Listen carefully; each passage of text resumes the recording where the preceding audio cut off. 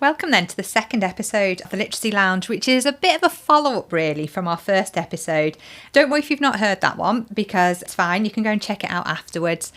But this is really part 2 of mine and Alison's origin story, and we're going to talk a little bit more about how we became consultants, the roles we do now at the Literacy Company, and also what it's like working to support schools, because I think we all feel really privileged with the job that we do.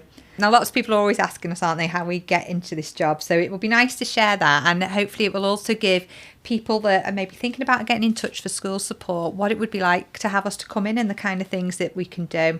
So as always, which is going to be the case, we've got our cups of tea at the ready. Now we're not in schools, we don't need an insulated cup. So sorry for those of you who are having to do that, but I hope you've got yours too.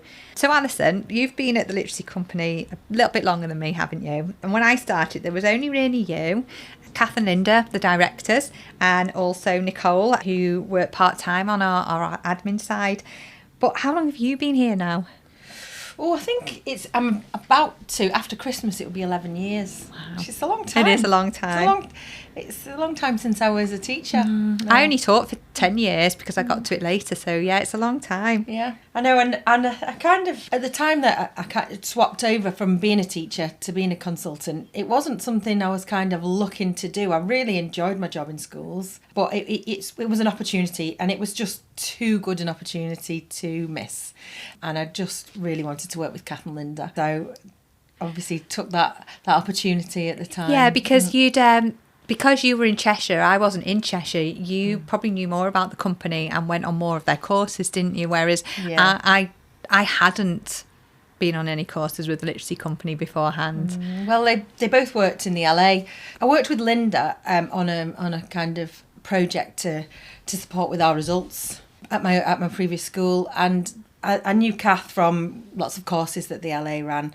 But then when they set up the Literacy Company, and I think they'd set up, it was about running for about a year before I joined them.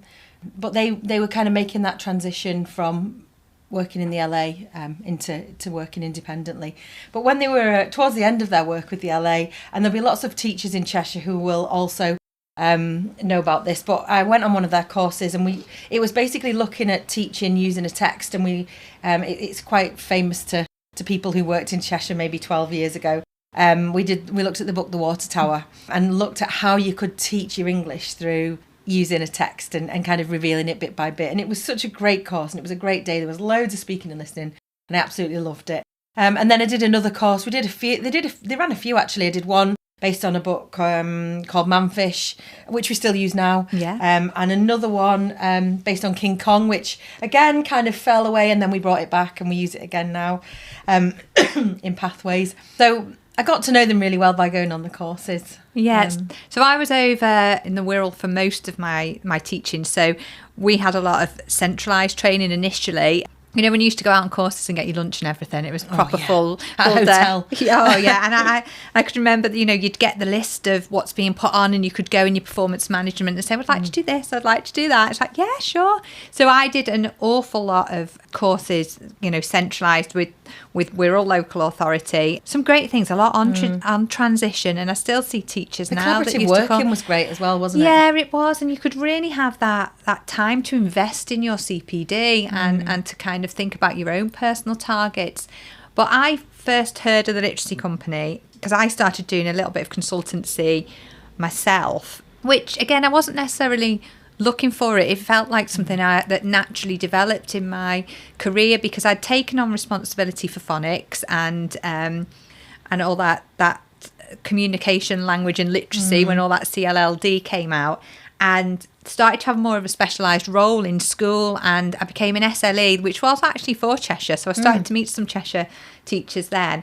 Became an SLE in Cheshire for phonics and started running courses, really, doing a lot of, letters and sound stuff for people. And people would say, oh, well, we've had the Literacy Company in because I covered some maternity leave for someone from the local authority. And schools would say, yeah, well, the Literacy Company have told us this, and we're doing this by the Literacy Company. So I started to think, oh, who's the Literacy Company? And you did a little bit more digging. I did a little bit more digging, which, again, most of the team know that I'm quite good at doing a little bit of digging. Love a bit of digging. Yeah, and that, when I retire, private detective Yeah. agency is just calling. But I did a little bit of digging, and when I found my situation changing a bit and doing it on my own, it's hard to go out as a consultant on your own. I mean, I did get a logo and everything. My consultancy was called Little Bird Literacy. Oh. I had a lovely little... I remember seeing that. Yeah, I had a lovely little logo. Well, it used to be, I think, on my old email. Georgia on our branding team will love this, because I had an idea that if it was like a little bird, obviously, in it, that if we did it one way, we could then have different colours for different things that I offered. But I never got that far down the line, because, there were companies like the Literacy Company out there doing it. Yeah, more established, more of a team. Being self-employed's hard as well. So I actually, things started to change, in school. My head had moved on. And I just took a cheeky punt, really, and I just emailed on the website. Said, hello, you don't know me, but I've been doing this, and this, and I've been working with these people. And Kath rang me. Oh, that's exciting. And I believe it was at a time when you were looking for people, because you used to second people quite a lot. Because I worked with quite a few people who still worked in school. Yeah. Who did like 2 days with us, but 2 days in school. Yeah, and I think Kath said at the beginning, the advertisement had been mainly Cheshire East, Cheshire West, and hadn't really dipped into Wirral. Yeah. So I hadn't seen it, but I just took a punt, emailed it out, got a phone call, had a chat with Kath, and then she said, I think, you can come and meet my business partner. So I met the two of them at Cafe Nero on Bridge Street, and kind of remember leaving and going to see my husband, who was working in town, and saying, I think I might have got a new job. But I started off doing a bit of both still, really, because I was just still on a temporary contract. But, well, as you know, very quickly it soon picked up, because I think we both worked less hours at first, didn't we? Yeah, because my first kind of step into working outside of schools was when I joined the local authority moderation team. So then I started to kind of see wider than just my school, which was a really great experience. It was quite scary at the time, sitting the standardisation. I remember feeling really nervous about that. And then going out into other people's schools. But then, obviously, as I said, made a bit of a relationship with Kath and Linda through the courses and through the moderation. And then I kind of was still in school, a bit like you, and we're doing a few days. And I went to support school in Halton as a bit of a trial to see how it would work out. And one of the mad things is, it's one of the schools that I still work in today, and one of our flagship schools. And it was my very first literacy company school after Christmas 11 years ago. Oh, wow. Which is mad, really, to have been on the journey with that school all that time. So that's I think really I maybe fun. Followed you around a little bit more, as in roles. So I think I started off going in doing moderation in certain schools, but you'd maybe been in and done, Key Stage 2, and then I went in and did Key Stage 1. And there are a couple of roles I think everyone does when they first start. So everyone starts doing the teacher training students, yeah. So I know you used to do it, then I did it, and then when other people have joined, it's like, the first thing it's one of the best things to do in the job, isn't it, to work with the new teachers? Yeah, it's fresh out of uni. It's amazing. Yeah, it's really nice, and just being, I suppose, to be able to impart our knowledge. I still, up until recently, used to do the phonics part of it. So I still used to go back and do a day and do the phonics training. People always ask me, though, do you miss it? Do you miss teaching? And I think what my answer always is I miss the children. Yeah.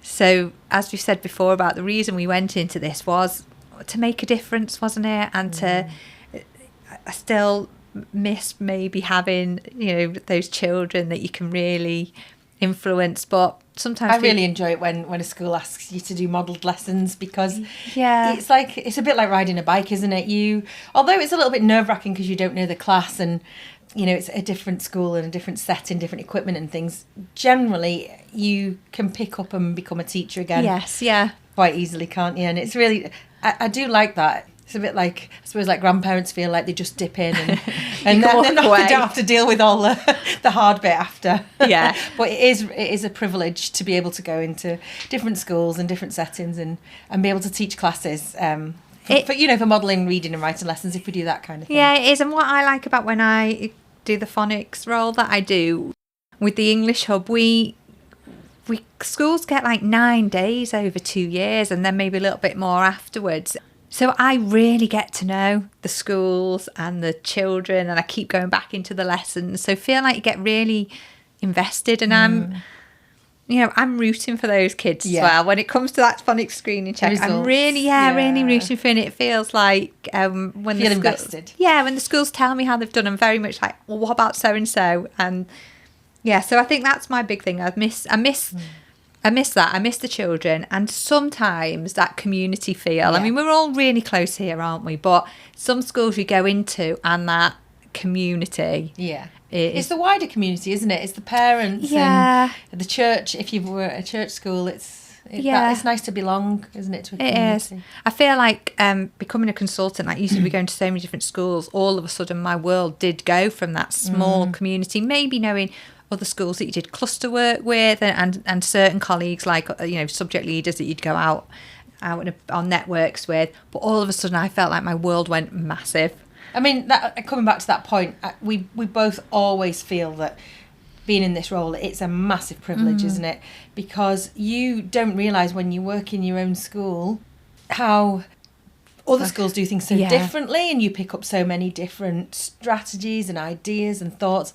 It is, when you see a range of schools, it helps you to kind of support certain schools and tailor support in certain ways, doesn't it? Because you've seen how different contexts. Oh yeah, I always pick up little tips from how somebody's doing something, and when we go into a school, it's like, well, I've just been in somewhere and they're actually doing this, or have you seen this? Because we do try and keep on top of everything, don't we? We do. Our CPD is important here, and we don't want to. We do a lot of research, don't we? Yeah. We spend a lot of time with national kind of bodies and memberships to different places to try and stay abreast of everything. Yeah, because we never want to rest on our laurels and never want to get into that position that sometimes people we have a one voice. But also people sometimes feel, consultants are so far removed from the classroom and that. So I think we always want to make sure that we still know what's going on, and listening to our schools and hearing what's going on is really important. And like you said, making sure that the team do go and listen to briefings about the writing framework, that we are knowing, what the new Ofsted toolkit's like, so that we can give the best sound advice. Yeah, the best advice, because ultimately that's, like you said, we're invested. We want to see these schools do well and want to really support at a human level as well with subject leaders. 2018 was interesting though, wasn't it? Big change then. Yeah. Big change for us as in the literacy company. Yeah, things have been a little bit different since then. Oh yeah, so yes. So, she's like, oh, what are we talking about? I kind of what could it be? 2018. When we read Pathways. Yeah, it has really changed actually, because when we first started, it would be courses. School support and courses, and we both, as a smaller team, we would be back to back sometimes, wouldn't we? You'd maybe do half day in one school, half day in another, and then a staff meeting, and we would be back to back and barely see each other. No, team meeting days were literally when we saw each other. Yes, they were quite different back then. I remember because when I first started, Lyra was 3. Lyra's my daughter. She's now 14.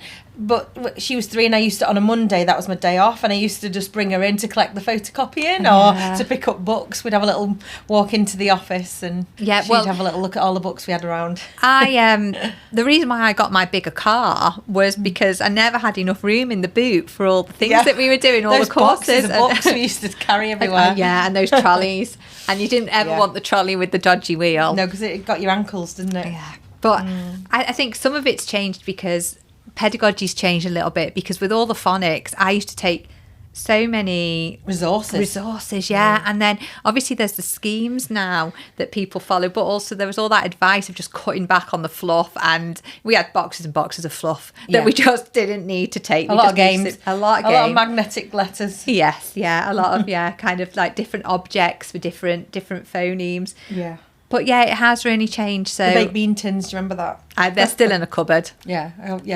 They are still in the cupboard somewhere. We can't get rid of those. No, it's that. Well, that's that teacher mentality again, isn't it? That just in in. case. Yeah. What if I need it one day? The day I throw the beans away, I'll need the beans. But yeah, you're Magic right. beans. And that's why I think the company's grown a bit, hasn't it? Writing Pathways to Write, and launching that, which I think we can still remember that launch event. It was a boiling hot day, wasn't it? And it's funny because I was just thinking about the team growing. Because if you remember thinking back when it was just 4 or 5 of us, and we all had access to the Facebook, didn't we? And we all had access to the Instagram, because we would be trying to kind of put some social media out there at the early stages, weren't we? And now we have somebody who just does the social media, who's amazing at it, and that's their role, isn't it? We do. I think Georgia and Eve, who do our marketing, if they knew some of the things that we did, they would not let us get away with it now. Scroll back.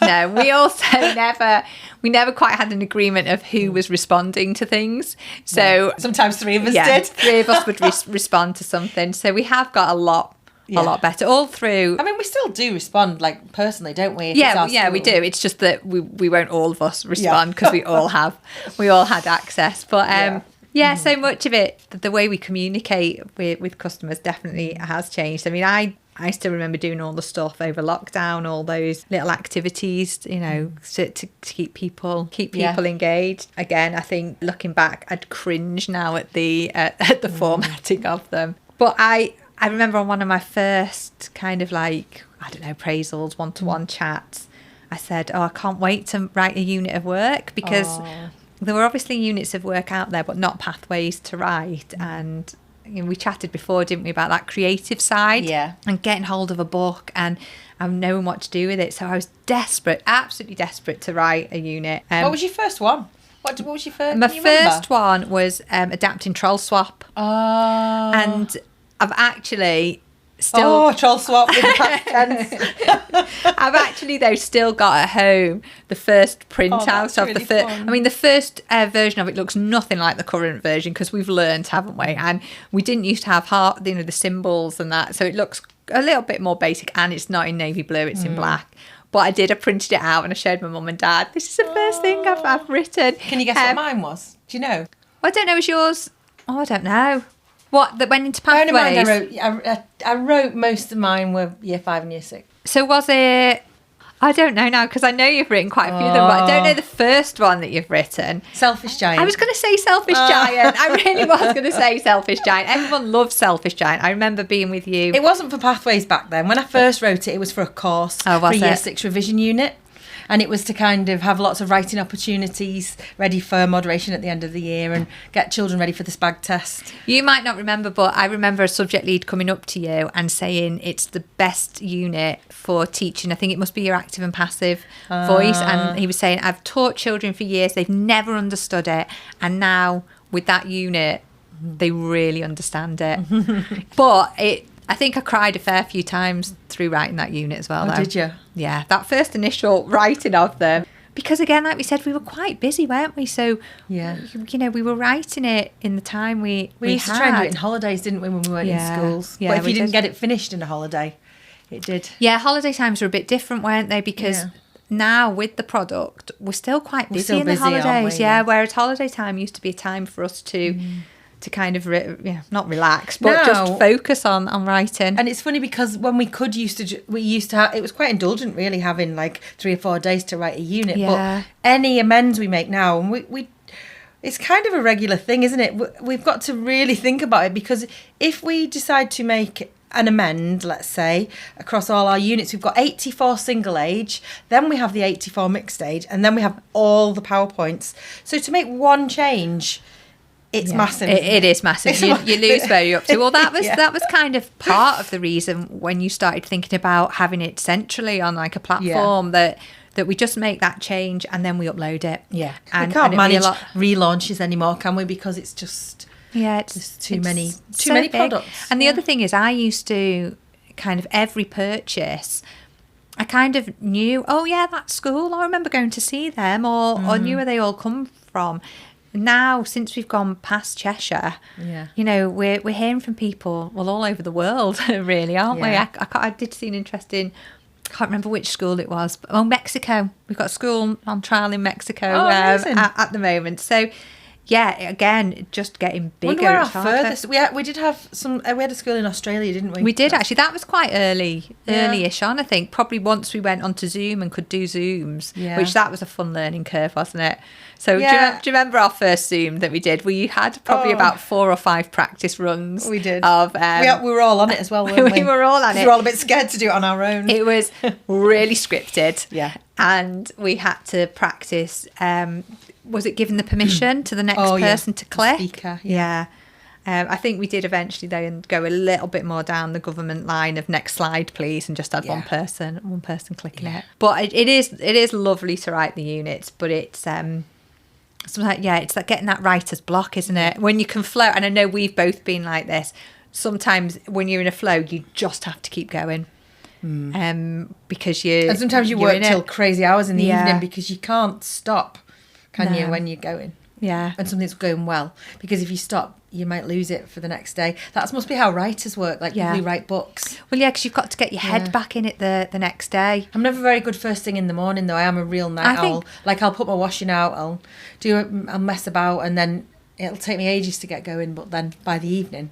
Yeah, I'm flying. I think I'm in the afternoon. I think that's when I'm most productive. Yeah. But I always preferred working a little bit up against a deadline. I was like that at university as well. If I've got too much time, and it's the same with when I'm packing to go away. If I pack too early, I forget what I've done, or I want to or I want to change it. Yeah. If I do it too early, I'll then want to change it all. But that was I think just let's finish off this kind of podcast and summarise. Let's see if we can think about all the different things that we do in this job. Do you think? Oh gosh, yeah. Like, what does a typical week look like? Well, do you think? I'm usually out. Your Mondays are a little bit different to mine, aren't they? But we do tend to have a lot of meetings on a Monday. Monday is meeting day. We can be in the meeting room for a very long time, can't we? Back-to-back meetings on a Monday. So we try and keep those free, don't we? Yeah. And we don't work in schools on Mondays generally. Generally, no. If we need to fit them in, we do. And then, I do, like I said, an awful lot of the phonics, an awful lot of going into schools and supporting. Yes, I still do consultancy for the literacy company. Yeah. You do a lot more product kind of things, don't you? Yeah, and I kind of, support with consultants that are writing products and the changes, do a lot of checking, don't I know? And obviously our roles have changed, so we've both got those management roles now as well. So when I am in, then if I've not got management meetings, and I'm catching up with Georgia for marketing or Jamie about sales and kind of working on that strategy as well. So it's really varied. Yeah, and a lot of, I suppose, because of the product side of things for me, I deal with a lot of queries from schools. Yeah. So even though I'm not the person on the end of the email, I'm usually the person who's kind of given the advice. Because I think that's something that's really a strength of ours, that, any email, even if we're not supporting school at that time, then, they'll call, they can speak to us and we'll answer it. But when I go into schools, we do a lot of one-to-one planning. I think that's something, and subject leader support, isn't it? Yeah. I do a lot of that. We're doing a lot of work at the moment. I was trying to think about this when we were doing Ofsted training recently, but a lot of our work has been supporting teachers with adapting. Yeah, definitely. Support with needs, hasn't it? So it's almost kind of back to our roots of the planning, isn't it? Back to that planning support and kind of thinking about the journey for a learner all the way through a unit of work, I think. It's quite nice when you get a new school as well, to kind of take that time to get to know them. When I get a new school, build a support plan for them. and people getting to know us and knowing that we're here to support you and to kind of give you those skills, those stepping stones to improve. We're never ones that go in and go, right, you need to do this, and it's about relationship, isn't it, and that professional dialogue. And we just want to make sure that the support we're recommending is going to have an impact. Yes, So it takes a lot of thinking about and planning, doesn't it, and making sure that our processes are right for what we do in schools. And making it realistic, which is why I think that, if school budgets allow, to be able to go in a number of times and kind of like keep supporting, it is really important to have those realistic actions rather than too many things all at once, because it is a process. I say to people quite often that some of our our schools that come back to us all the time are outstanding schools because I suppose they just value that we can always just keep quality learning. Assurance yeah, as well. Quality assurance, and things change, don't Yeah, they? You it's get different interesting, people isn't in. it? We had a visitor, didn't we, who said you might get to outstanding. Well, that's obviously the old on the new toolkit. Yeah. What's the phrase at the top again? Oh, you put me on the spot I know. now. Yeah. I can't remember either, but whatever it is, it's not outstanding anymore.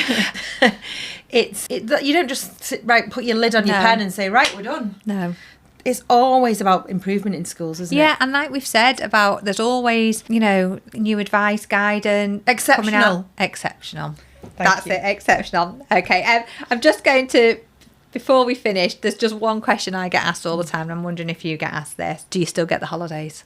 Oh, I get that. I ask that all the time. well, we still take time off in the We holidays. do. I because always say our that. children are still. I always school say that we age. have, we don't have teacher holidays, but we have a nice holiday package, and we do always take time off. But we like you said, we're still popping We do in like and to do work things. in the holidays because that's when we can be more strategic. Yes. When we're not kind of dealing or working and kind of talking to schools. Yeah. So we said, didn't we, that we would try and finish every podcast episode talking about a book. Yeah. And so it's your turn. It's my turn because you talked about yours last time. So I've got one that was sent to us from Peters, who are our, they do all the books for our programs. Yeah. So they're our partners, and they send us quite a few things. So the version I've got here hasn't got the proper cover because it was approved, but it did come out October last year, and it's called Birdie by J.P. Rose. And I don't read a lot of children's novels and children's books. I read all the time, but it tends to be adult books that I'm reading. And phonics books. Oh yeah, I love reading a little bit of Tippet Tappet. Yeah. Pit Pat. Yeah. But this one I really loved. So Birdie was in a children's home for mixed race children in 1950s Leeds, and she moves to live with her great aunt in the Yorkshire Dales. And obviously she's having to deal with that displacement. But it's also the end of it's post-war, and we've still got the pits, but the pits are starting to close down. And she becomes friends with a pit pony. It's a really little bond with this pony. And so there's a lot about, obviously, that friendship. She's then fighting for the rights of the animals in the pits. And I just found the mixture of kind of thinking about those historical things, but also being really focused on the mining community and the mining village and the changes that happen to people's lives. And we said last time, weren't we, we're children of the 80s, so we remember the pits closing. But this is Maggie's going even Farm. back. So we it's just was a really nice book, so I really enjoyed reading it. I think it's probably maybe a year 4. I think I'd like to borrow it. I haven't seen that, and I love the name Birdie. Yeah. So that's her name, Birdie, and she's quite spirited. She's really spirited. I imagine she's had to be, and she just wants to keep fighting for what's right, but has got to go through people's prejudice as well. So that is my recommendation.